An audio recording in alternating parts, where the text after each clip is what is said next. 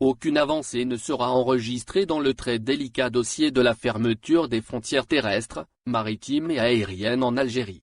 Les autorités algériennes devaient travailler sur un plan d'action et proposer des mesures d'une ouverture graduelle et progressive des frontières, au président de la République, Abdelmadjid Tebboune.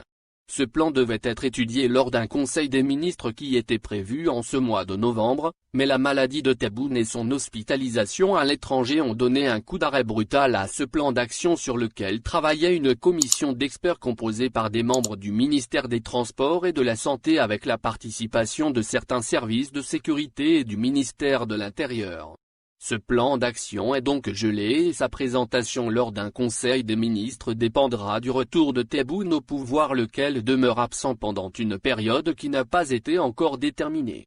De ce fait, aucune ouverture des frontières n'est donc envisagée d'ici la fin de l'année, alors qu'au départ, il était prévu d'envisager une première ouverture partielle à partir du mois de décembre, pour permettre à une certaine catégorie de la communauté algérienne à l'étranger de voyager vers son pays natal afin de revoir des proches ou des parents. Aujourd'hui, avec le gel de ce plan d'action, le gouvernement algérien travaille seulement sur l'instauration de vols de rapatriement qui devront être mis en place. Mais là encore, aucune échéance n'a été avancée, car pour la mise en place de ces vols, il faut d'abord l'aval du président de la République.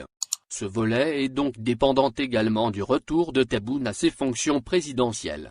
En revanche, avec le retour en force des contaminations et l'augmentation des hospitalisations des cas graves de Covid-19, les autorités algériennes n'écartent pas de maintenir les frontières fermées jusqu'au mois de mars 2021. Ce qui fera une année de fermeture totale des frontières du pays, puisque les frontières algériennes sont verrouillées depuis le 17 mars 2020. D'ici le mois de mars 2021, les évolutions de la situation sanitaire nationale et internationale dicteront les besoins de l'agenda des autorités algériennes. Un autre important élément entrera en compte. Il s'agit de la campagne de vaccination qui commencera au mois de janvier dans plusieurs pays occidentaux et européens. L'Algérie devra s'adapter à cet agenda des vaccinations et devra négocier avec les pays voisins ou européens l'organisation du trafic aérien international en fonction des nouvelles données sanitaires introduites par la campagne de vaccination.